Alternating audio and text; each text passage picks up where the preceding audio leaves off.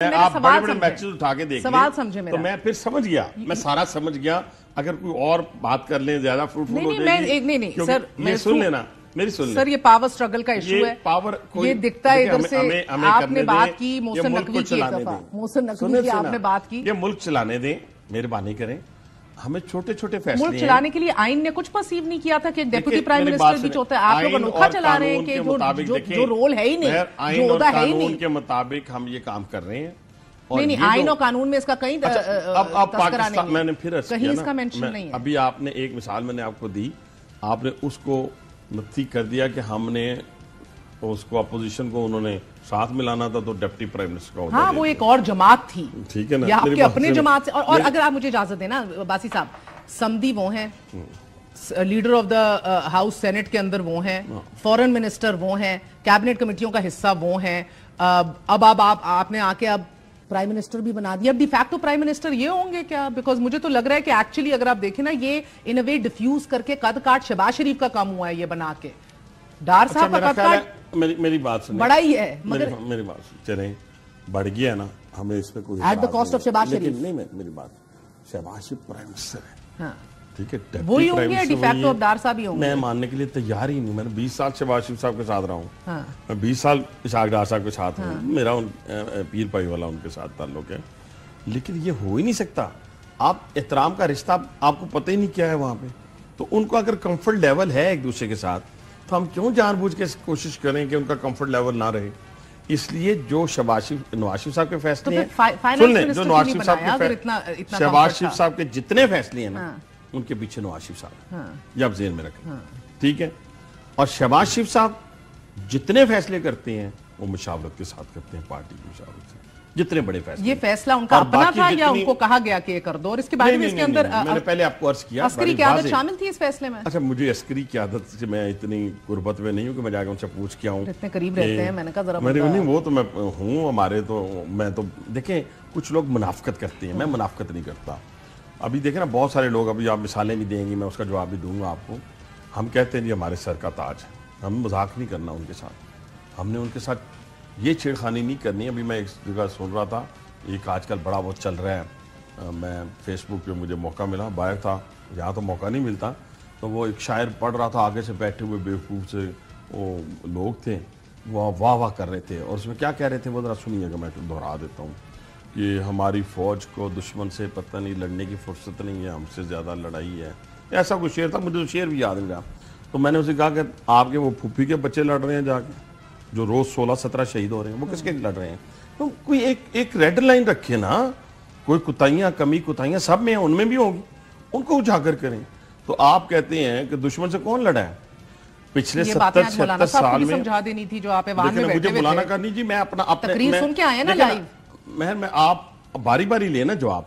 पहली बात ये है कि ये जो हम शुगल मेले में पूरी इंस्टीट्यूशन को करते हैं ना, मैंने आगे मेले में किसने किया है? ये जो मैं आपको बता रहा हूँ ना, कर रहा होगा कहीं बैठ के, सर हमें इससे क्या लेना देना है? नहीं लेना देना है, हमें बताना है कि हम यहाँ बैठे हुए सुकून से, हम घर रात को सोते हैं सुकून से, कोई अपनी जानों का नजराना देता है। तो खुदा के लिए हम इस तरीके से ये काम करके उनको कम डिमोरलाइज ना करें, बस बाकी करें बातें जो पैगाम चला गया सर, मगर ये कबूलियत खास तो पैगाम मेरा किसको चला गया? अच्छा, मेरे को मेरा पैगाम किसको चला गया? जिसको भी दे रहे हैं, जो नहीं, मैं अपने दिल की बात कर रहा हूँ, वही कह रही हूँ, जिस तरह की बातें कर रहे हैं उनके लिए आपका पैगाम चला गया। कबूलियत खास तो आप लोगों को मिल गई, मौलाना साहब ने इस पे आज बड़े तबसरे किए। अब कबूलियत आम भी हासिल करनी है ना, अब उसके लिए पार्टी रिवाइवल है, रिजुविनेट करना है पार्टी को, ग्राउंड के ऊपर उठाना है। ये तो लेने के देने पड़ गए सिलेक्शन में जो देखने को मिला है सर।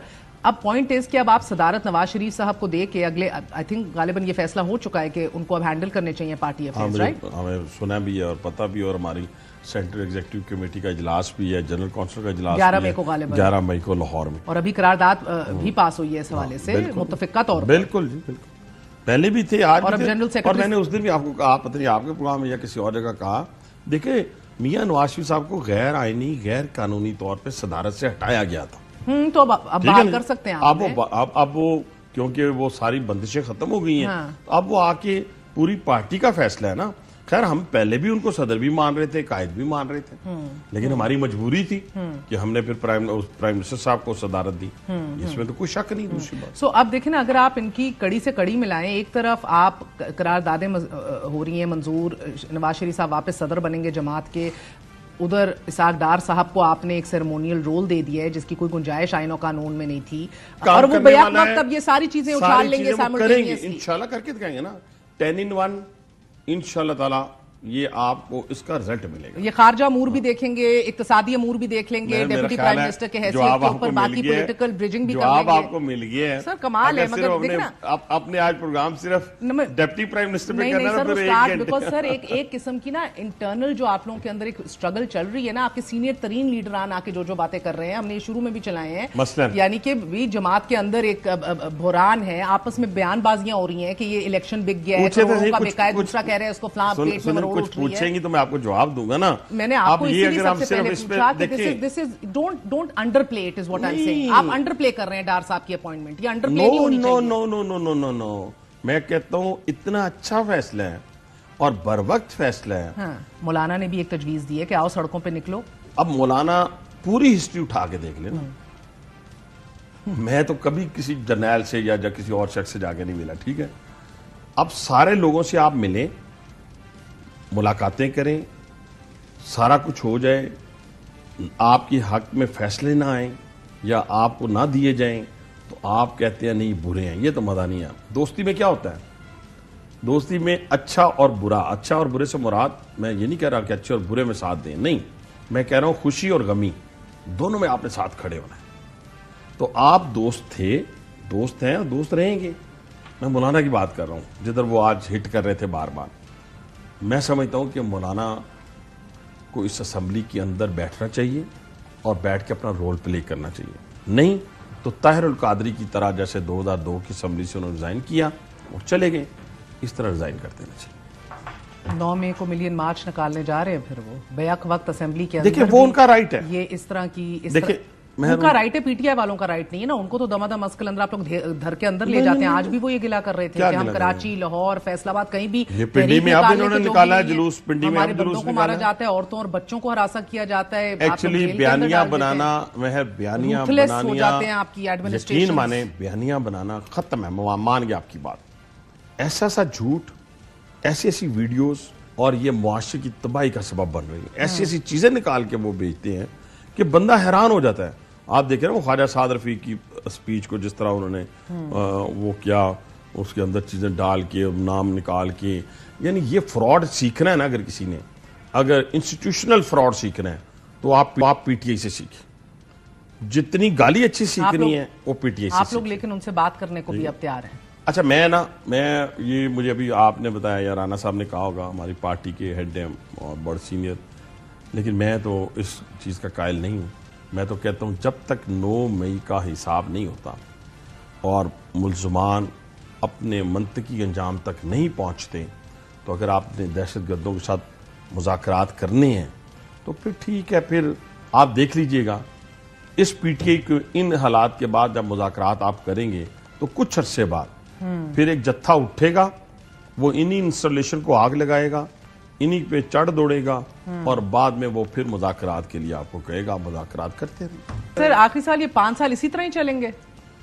ये लोग सरापा एहतजाज रहेंगे, अंदर भी रहेंगे, बाहर भी रहेंगे? एक बंदा जो काम करने वाला होगा वो काम करता जाएगा। आप बाय द वे इनको रिजाइन करते देख रहे हैं नेशनल असेंबली से पीटीआई वालों को? हामिद रजा ने कहा है कि वो नहीं क्या रिजाइन, रिजाइन कौन करेगा? कोई भी नहीं करेगा, मौलाना भी नहीं करेंगे। इसीलिए तो राना साहब ने कहा कि कर दे, ठीक है ना, कोई नहीं करेगा। तो इसी तरह ही चलना है। हाँ चलेगा, 5 साल पूरे होंगे। अगर देखे ना उन्होंने रिजाइन करना होता तो असेंबलियों में आती ना। और शहबाज शरीफ की क़यादत में पूरे हो रहे हैं sir, as prime minister Shahbaz Sharif की क़यादत में पूरे हो रहे हैं। और कौन आएगा? नहीं, इन हाउस चेंज भी हो सकता है ना, कोई भी आ सकता है। मेरा नहीं ख्याल कि कोई और आ सकता है उनकी जगह। बहुत बहुत शुक्रिया।